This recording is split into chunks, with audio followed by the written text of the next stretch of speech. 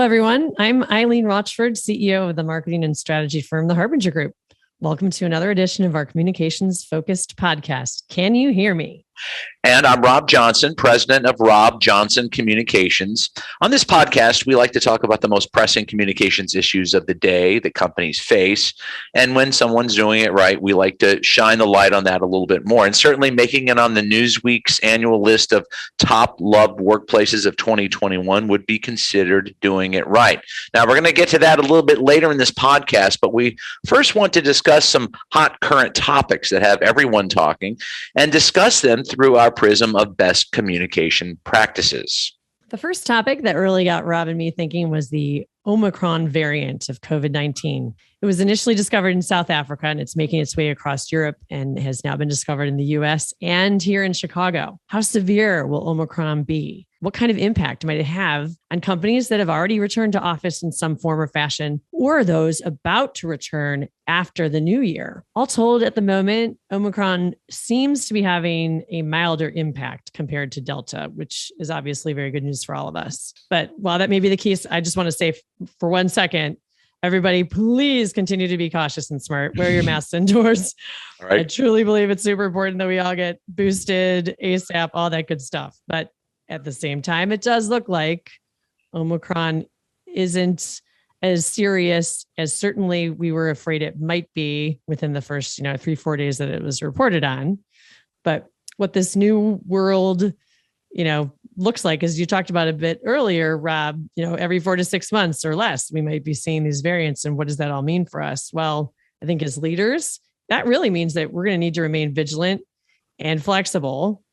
We have to operate in this new way, right?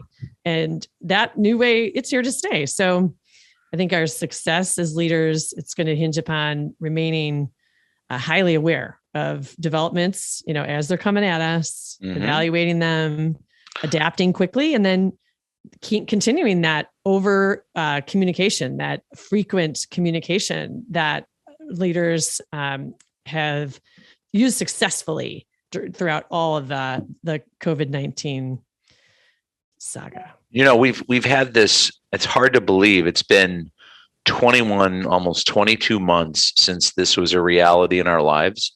And it's hard to really believe that as we approach 2 years, Eileen, this is, it starts off and there's so much we don't know.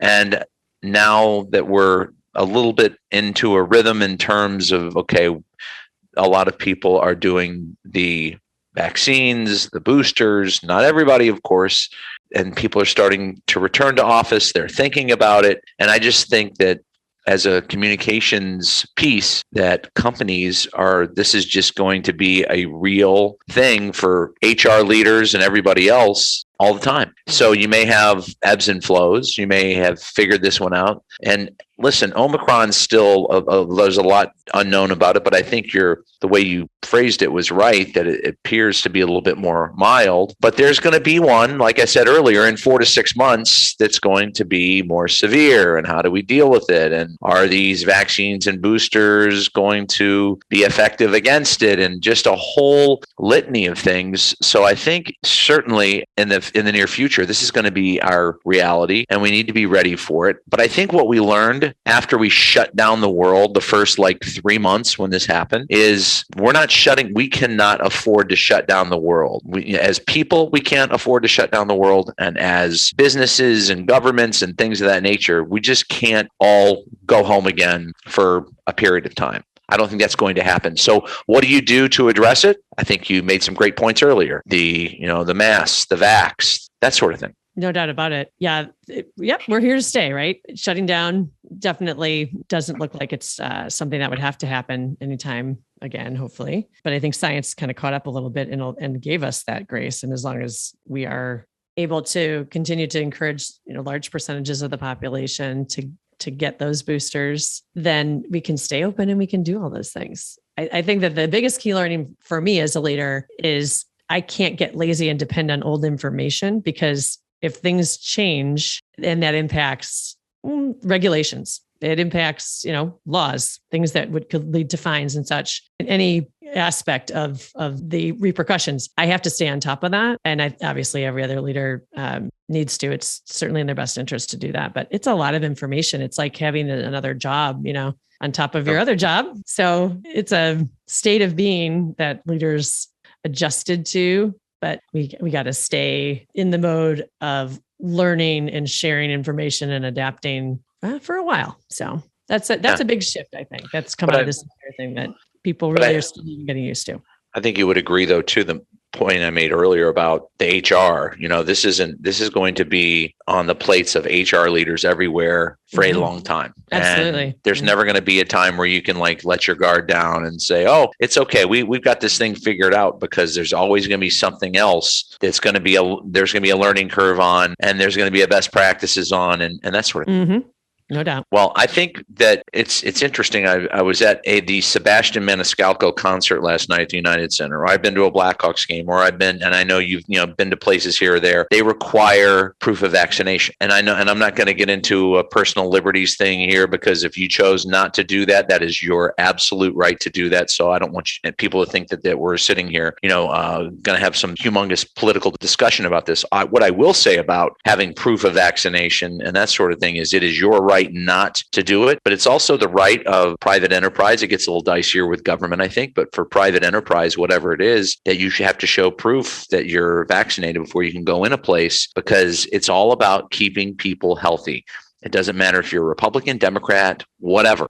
It's all about health. It's all about science. And that's the way that I view it, because I know people love talking about the political machinations of this. I really like to focus on what's right in front of me in terms of keeping myself, my family, and others around me safe. Mm-hmm. Yeah, good way to look at it. So we also want to talk about another issue here, which is something that just came down last week, and it was the Jussie Smollett guilty verdict. Of course, this story has captivated everybody, and it started in my last days in the news business, and I was just so fascinated by it, because it became pretty clear pretty early on that this story he was weaving about this racist and homophobic attack in 2019 was not true. So he was convicted last week of 5 of 6 counts of disorderly conduct. He took the witness stand in his own defense, which is pretty rare for someone to do, especially when you're weaving this tale that the jury didn't buy at all. And of course, that might raise the question, might they add additional charges of perjury since he got up there? And if they didn't buy it, they're going to say he perjured himself. Of course, this came after the Cook County State's Attorney Kim Foxx dropped all the charges against him initially, and they had to have a special prosecutor, former U.S. Attorney Dan Webb, try the case. A lot to unpack here, Eileen. The shortcomings of law enforcement as it related to the state's attorney's office, the improbable story Smollett told, and then he doubled down on it. And can you triple down on something? I'm not even sure if that's a thing, but it's like, I'm going to keep telling this story. I'm going to talk it into existence, and the jury didn't buy it. And quite frankly, almost everybody else didn't buy it either. And it's fascinating to me, because obviously the sway that he held was because of his celebrity status. And anyone else, I would think, in our judicial system who brought charges of this nature probably wouldn't have been given nearly the attention, initially that he was given. But he was, and huge amounts of time and resources we saw from the bill that he was presented with from the city of Chicago. Yes. Not something to laugh at. I just mean it was more, I almost laughed out of shock when I saw that price tag that was attached to all of the people hours that went into the investigation and everything else that's involved. It's incredible how much resource was dedicated. So all around, it's terrible that the city was dragged through this situation by one person and, those who colluded with him. It's terrible, but we kind of, I don't know. I feel like a ball was dropped, or more than one in many places. And perhaps this could have been avoided. It just, because it is so preposterous, the story that he told, and there was so much conflicting information that, really raised questions across the board, right? But it kept happening, and the city kept bungling the communication side of it over and over. So it's a bad thing. It's a bad thing for the city to have gone through. I think, I think you make a correct comment there in terms of, the city was dragged through this. It was really awful. And yet the way that it was communicated from everybody, we can't just hold the city responsible, but you have to hold the state's attorney's office responsible. I'm going to recuse myself, but I'm not, because I'm going to do apparently a favor to, some of the Obama's, people. And that's what we're going to do. And it was just a disaster from the get-go. So to have somebody tell this preposterous story, to have wasted the resources that you were referring to, and then to just sit there and say it over and over and over again, even as the evidence was coming in fast and furious to the contrary. So there's all this evidence that says that's not even close to what happened. And yet this guy sticks with the story. And then he has people going to bat for him. And then they drop the charges. I mean, it's just an embarrassment. And, when you've been called out, and when you've been found out to be not telling the truth, most people would just sort of, quietly try to come up with a resolution, but not this guy. Oh, we're going to trial. We're going to explain our story. And, and the great thing about having months and months and a couple of years is, what the evidence is, what it shows. And then you try to figure out a way to explain around it. Okay, here's the evidence that's not in dispute. Let me figure out a story to tell that will align with that. Well, they didn't do that, and he ends up getting convicted on 5 to 6 counts. Yeah. I just, at the end of the day, when you have to wonder why someone would believe so fervently that their story is true. And I'm no expert, but it just seems to me like there has to be an aspect of, mental illness involved for that to happen. There's no other logical explanation for it, frankly. And if that's the case, then those who are around him, whether they're providing legal services or otherwise, to intercede, right? And say, hey, we're not going to take this forward because this really has more to do with some things that you need to get treated and cared for. To not do that, to me, that's unconscionable, right? The whole, well, we're just going to pursue it because there's money in it, or we're too far down the path now. It's like, where's reason in all of this? Sometimes I ask myself a lot, actually, where's reason? It seems to have just left the building. I think you make a great point about the people around you. So you weave this fabricated tale, but then you have all these enablers that allow you, like, don't you have legal representation or other representation that says, hey, okay, listen, this is an embarrassment. It's not going to go our way. Even if somehow you think you're right, somehow in your world, you think you're right, you take the witness stand. There are so many things that occurred that look like almost the tail was wagging the dog on this one. You know what I mean? Yeah, like, exactly. Shouldn't have there been people to say, hey, enough's enough, or hey, putting you on the stand to weave this really far-fetched tale for a period of time is probably not a good idea. Yeah. And yet all of those things happened. There appeared to never have been somebody in the room who said enough's enough, or nope, we're not going to do this. And so not only is it the fantasy you're weaving, but you have all these other people that are sort of complicit with it. Yeah. And we've been seeing a lot of that over the past, 4, 6, 8 years at an increasing level, just the lack of reason. Yeah. So. I think the other thing about this that's interesting is it was just fascinating. I said this story began during my last days in the TV business, and I just couldn't take my eyes off it. It's one of those stories that you start hearing this initial story, and you're like, "That's horrible," and then you're like, that doesn't really add up. That doesn't. And then within days, there's a much different story being told. And so it just brings in so many different elements of politics, of homophobia, of racism, of quasi-celebrity. I mean, this guy wasn't like, he wasn't an A-list, not an A-lister, and when it's like, yeah, I'm walking the streets at 2 a.m. and they're like, hey, you from Empire? It's like, muddy. Yeah. People aren't stopping you on the street. Maybe a couple people are, but that's just not. It's mental illness, like it just like, to have that type of world revolves around me lens. It just points to something else altogether. But the last thing I want to say about this is what made me deeply angry about the entire situation was the attention that the issue was given, and contrast that to the countless number of incidents of violence against people from the LGBTQ plus community, people of color that do not get the attention that they should. And that's Absolutely. the thing that really pissed me off about this entire thing. Because those issues that you're raising here, Eileen, are real. There are people in that community that are under siege a lot of times. I'm not saying all of them, I'm not saying all the time, but there are legitimate claims that people can make and they don't get the coverage, as you mentioned. And then when they are going to get the coverage, now people are going to be like, yeah, but remember Jussie Smollett, that was a bunch of BS. Yeah. That shouldn't minimize the actual violence, the actual problems that are going on related to that. And I can see why it would make you so angry, because for me, it's like, you cry wolf, and then everybody goes, well, it must all be fabricated, which is not the case. He did immense amounts of damage. It's just, like I've said, I love this word, unconscionable. Unconscionable. But it is. The people who were involved in it, it's not just his situation. This was perpetuated and protracted by many in positions who could have stopped it. So I agree.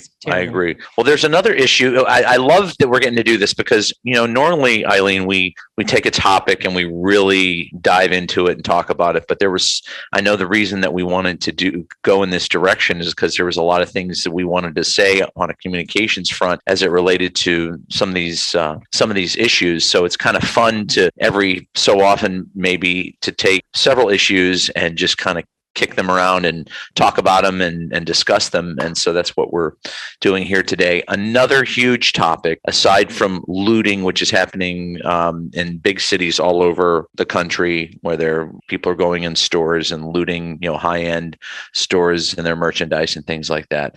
But in Chicago, that's going on. But there's also a real serious crime problem going on.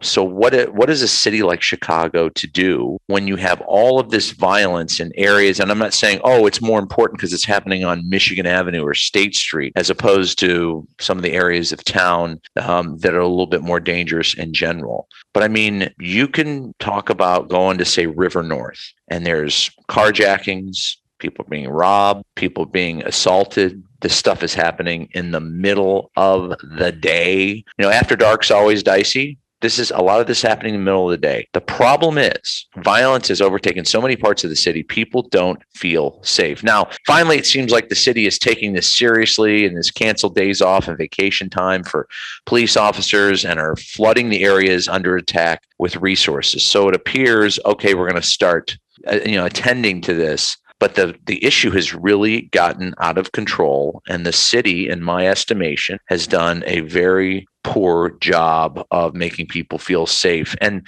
we're talking about it from the communications prism, as we mentioned before. But if you're just saying, hey, we're not taking this seriously, then you are communicating your message. But I think it's the wrong message. This is one area where I just struggle to sort out what's right, what's wrong, what to do next.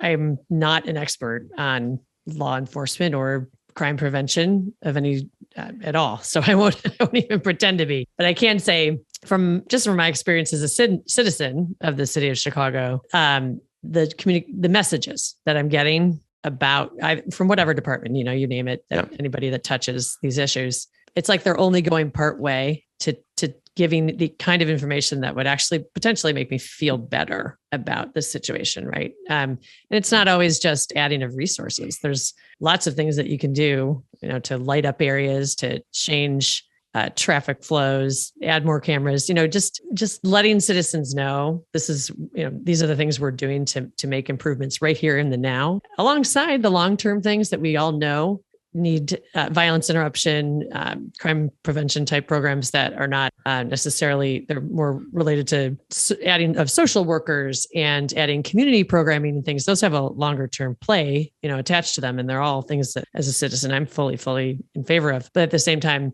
there also have to be steps taken and the proper communications given to citizens about what's being done now so that we can go about our daily lives and, never worry free, but certainly feeling better than I feel right now as a citizen of Chicago. I had a recent experience at a big city event, a an event for the Chicago business community, and Mayor Lori Lightfoot was the guest speaker and got up there and talked for 20 minutes and talked about a lot of things and never mentioned crime once. Now, from a media guy standpoint, I sort of get that. Okay, I talk for 20 minutes. If I bring it up for 10 seconds, guess what they're going to talk about?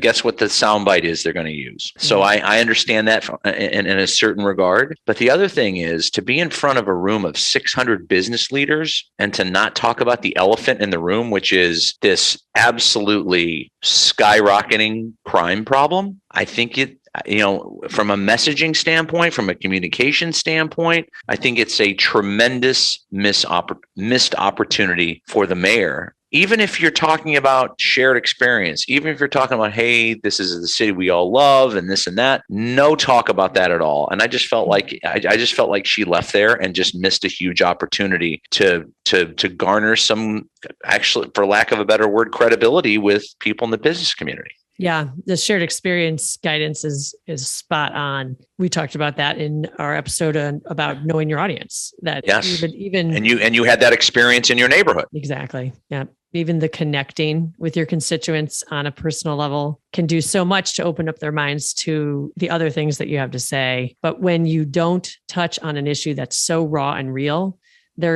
people shut themselves off to anything else that you have to say. So I think leaders just really need to remember that you can't avoid issues and strictly because you don't want to be quoted in the media for having said them. Is that the right thing to do? Hell no, that's not the right thing to do. No. Leaders need to find the way to say and do the right things, not just the things that are going to keep them out of trouble. That's just not okay. No. You don't last long as a leader if that's what you do. No, it's true. And when the speech was over, I turned to my wife because it was this place that the mayor was talking about was not a place I recognized at all. And I said to my wife, Stacy, I said, whatever city she's talking about, I totally want to move there. Because it was this grand play. I was like, oh my gosh, I totally want to move there. And then I'm like, oh my gosh, I do live there. But it's not exactly as it's being portrayed. Again, shared experience, credibility, and having people not only, okay, your speech is over, you've left the room, but like, are people just going to tune you out as you move forward because you're just, I'm not saying she's unwilling. I don't want to put words in the mayor's mouth. We don't know. Exactly. And I don't want to again, make this some sort of political thing. All I can say is it's a public safety issue. And I think it's something that we're all very concerned about, no matter where you live. Yeah. And I expect that of every mayor, right? I don't care who's in office. So This has nothing to do with the actual person. It's just the position. Yep. No. I think you're right. So that's this is all pretty heavy stuff, right? But we also have something interesting that we want to unleash today as well, right, Eileen? Yes, we do. And so our next topic is kind of exciting and fun. We're going to talk about the Newsweek magazine's first ever list of the 100 most loved workplaces that was released just about a month and a half ago. It was back in October. I think it was toward the end. So this is a really interesting thing that we just want to explore a bit because it says a lot about what's changing, in the workplace. And we like to stay on top of that here on Can You Hear Me? Mm-hmm. So here's just a bit of background on what the list is. So first of all, it was done in partnership with the Best Practices Institute. And I did mention already that it is the first of its kind that Newsweek has compiled. So from what I understand, the intent is to continue this on an annual basis, but this was the very first one. And to make the cut, companies, they had to meet certain criteria. For instance, things like collaboration and teamwork. Is that important at the organization, or does the company follow, as they put it in their article on the Newsweek website? This is great. The Hunger Games management model. And when they say that, immediately like, okay, I get that. I totally get that. Oh, that's dark. Yeah, I would not work there. No. Then they also had to answer things like, in your organization, are there opportunities for advancement, or do jobs just dead end? Is the company a good citizen? Or does it kind of just, talk the talk, but not walk the walk, right? Mm-hmm. some of the companies, as they also said in the article, they may have slipped in the past and done some things that weren't so great, but how did they handle that? What did they do to overcome? What matters to the folks who figured out this list at the end of the day, as they put it, like, what is the strength of leadership and determination to do the right thing? They asked all of this of the employees directly in a survey. I also wanted to just add a few more points here. So it wasn't, you often see these like best places to work lists. Right. And those have everything to do with the benefits package and perks and flexibility and stuff like that. This list is sort of a little bit about that, it seems like, from their description, but they went a lot deeper and measured in all these different ways how employees feel about their employers. So actual feelings. So according to the Best Practices Institute, they also worked, by the way, with the University of Pittsburgh to conduct this research. The tool evaluated high emotional connection or love that workers have for their workplaces of employment. I mean, I've never even heard this before. It's crazy. Right. But the reason why they did this is because they say that emotional connection is directly related to the success of a company. So if you love the place you work, you're more likely to run through those proverbial walls, to do great work. Mm-hmm. And also this is relevant if you're interested in finding a company where your career and values are aligned. So using a list like this, to read about what are the values of these organizations and do they really line up in the minds of the people who already work there, for example. It's also useful, I think, for executives who might want to do a better job and create a happier and more productive workforce in their own companies to check out the write-ups on Newsweek's, which again, we're going to put this in the show notes, but to go through all this and really learn from it. I learned so much. I was surprised by so many things. So I'm really excited to dig into this with you, Rob. Yeah, it's really interesting. And we also want to point out these top 100 companies aren't just behemoths. They're small, they're medium, they're large companies. The smallest is Vujix.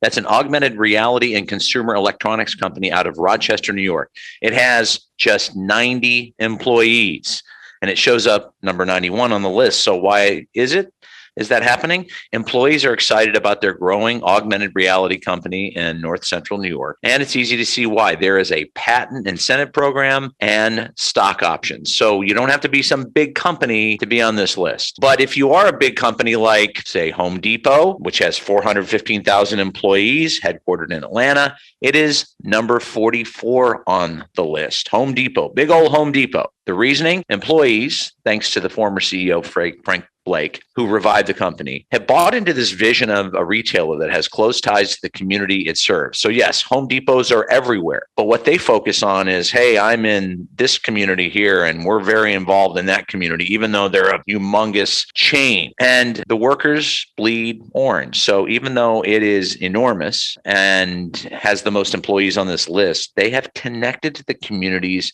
they are located in. Local. So they took this big national and international brand and they have localized it. That is a very smart thing to do, I would think. Mm-hmm.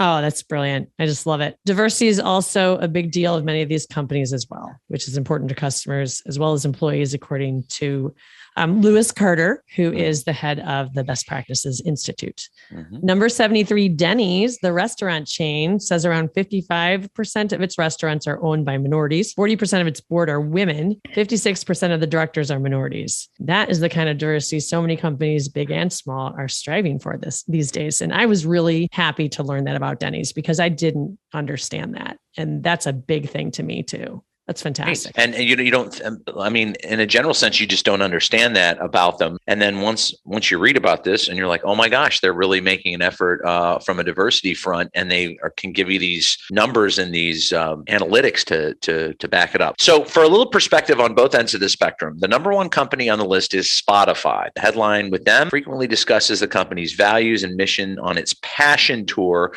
which is a huge loyalty builder. It also allows 6 months paid parental parental leave. And 100 on the list is Pendo. That's a computer software company based in Raleigh, North Carolina. They offer things like free professional counseling for employees looking to move up the ladder. Pendo also has employee-friendly incentives like open paid time off policy, help with paid parking, and wait for it, okay? In-office beer on tap. Are you kidding me? That's hilarious. That is funny. I remember like 20 years ago, I worked in a place that had that for like a month until it was taken away.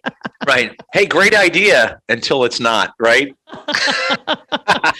Yeah, that's great. I'm glad they're finding a middle ground with it. Yes, we hope so. That's fantastic. Good for them.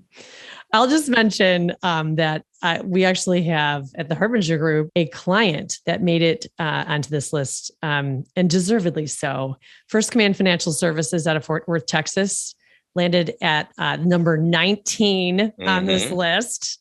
We were so proud of them. And I'll just highlight one thing that I think is spectacular. Well, two. This is unusual, to be an ESOP, an employee stock ownership plan company. That's still pretty unusual in this day and age, and certainly for a company of their size. And I think that has, at least from what you can read in their write-up, a lot to do with employees' happiness, but certainly not everything. They're really happy with their leadership and lots of other aspects of working there. One thing that's pretty unique about them is one of their core values is love. And yeah, it's fascinating. Love. And they have a very short list of core values. And love is right there in the center. And they define love as putting others' needs before their own. So they're a very mission-driven organization at its core. And it permeates throughout the DNA of the company. And, I've worked as a partner of theirs for, we're going on 15 years, I believe. It's been like a joy and an honor every day. I can see why people are happy there because they treat us as an outside partner with total respect every minute of every day, every interaction we've ever had with them. And I can say, for a long time in this industry, that really, I wouldn't say it's rare, but it's certainly not something that you see without fail from your clients. But I have always seen that from First Command. So just as an outsider, I love working for them, and I can see how well they treat each other, as colleagues. That's my observation about our client. Well, and also you've talked, we haven't talked about it on this program, but you and I talk a lot about the way Mark, the CEO, does business and some of the little things that he does that really make a difference. And so I know that, to see them show up on this list after you and I have had multiple conversations about some of the things that he's incorporating that are successful at First Command. Yeah. And I'll put in the show notes. He had a great interview on the podcast, The Corporate Competitor, where he talked at length about, not only his approach to leadership, but experiences at First Command and their core values. So I'll drop that in the show notes as well. Excellent. For folks to listen to. So let's talk about Deckers. That's ranked number 6. It's an apparel maker, and it constantly encourages employees. Remember, a lot of times employees like, oh, nobody's listening to my idea. Well, they're listening to your idea, and they ask people to submit ideas. Some may result in direct investment by the company. Deckers employees up and down the corporate food chain can join teams that pitch those ideas directly to top executives, including the CEO. So can you imagine, hey, give us your ideas? And people go, yeah, right. And then and you give an idea and then they actually take you up on it. That makes you realize that people are paying attention, and it makes you feel empowered as an employee. And validated, right? Oh, that's so important to just happiness for human beings. That's fantastic. I've not heard of a company that does it that way. That's really about that. That's really interesting. Well, the next one, and then maybe our last that we'll talk about from Most Loved Workplaces is number 30, Patagonia. So they're headquartered out of Ventura, California. And it's really interesting because it's a study in the practice what you preach method of leadership.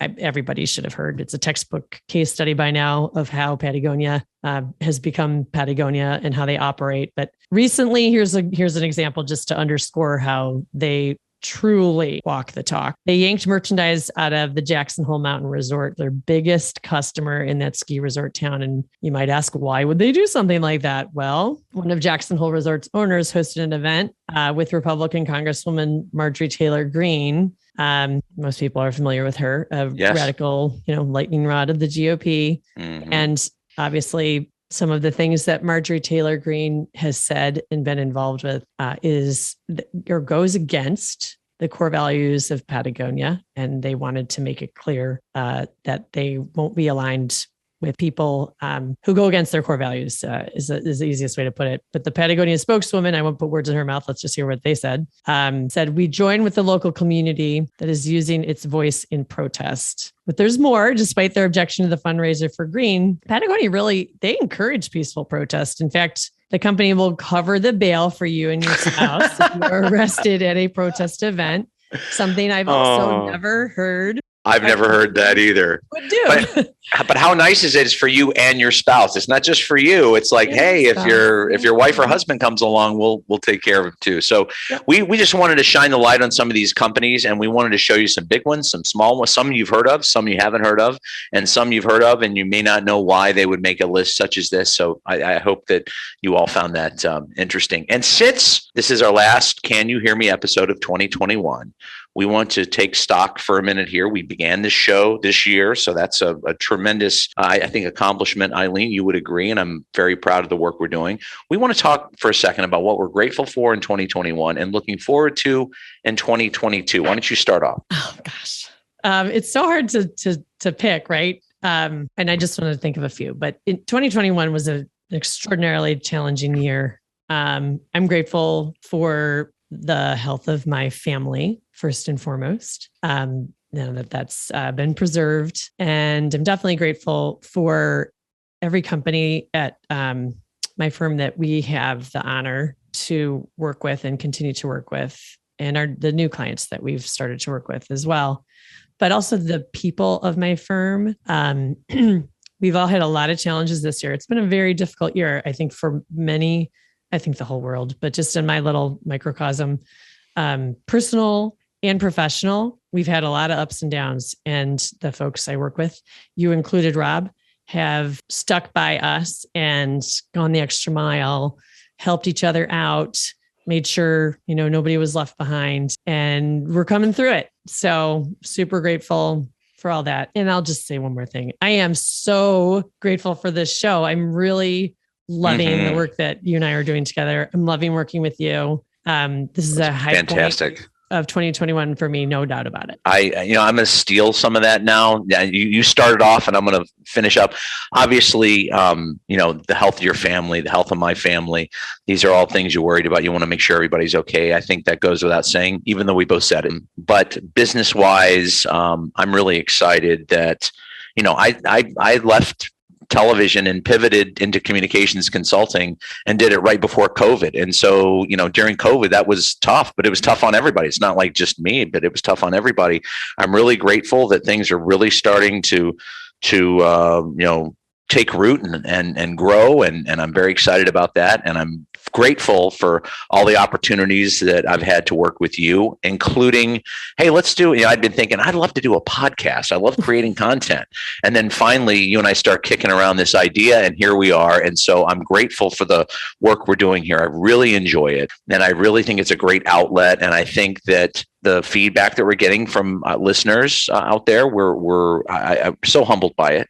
But I feel like this is something that we can certainly, as we move into 2022, we can, hopefully continue the momentum, grow it, evolve it, do that sort of thing. And I'm excited about what things are looking like, for 2022 business wise as well, to continue to grow the business, to have some opportunities for us to continue to work together. I know we're working on a few things on that front.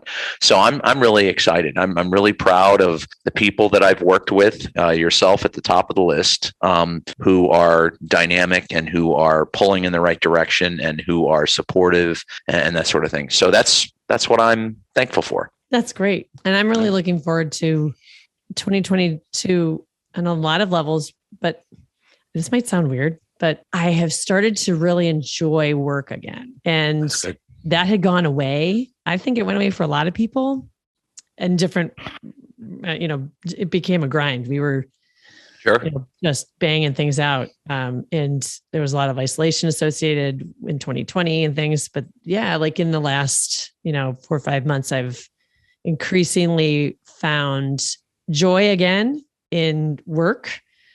So really looking forward to taking that through in 2022, and just trying new things. Like, don't be afraid is my theme for 2022. Don't be afraid. Step outside the box and do it. Absolutely. Yeah, I agree. Well, I'm glad that you're enjoying the work again, and you're taking pleasure in that, because it has been a long, difficult road for a lot of people. And if we can offer inspiration or little tidbits of wisdom here or there, and it's useful, then we're doing our job. That's right. Well, I guess that will conclude our last episode of 2021 of Can You Hear Me? I'm Eileen Rochford of the Harbinger Group. We thank you all for listening into our podcast, helping us grow our audience, and we hope you are being entertained and learning a few things along the way. That's right. And I'm Rob Johnson, president of Rob Johnson Communications. We hope you have a fantastic holiday season where you can take stock, you can recharge, and we hope you will join us next time in the new year. In the meantime, you can listen to us wherever you get your podcasts, Apple, Spotify, Google Podcasts, and more. And happy holidays, Eileen. And to you, Rob, and to all of our listeners.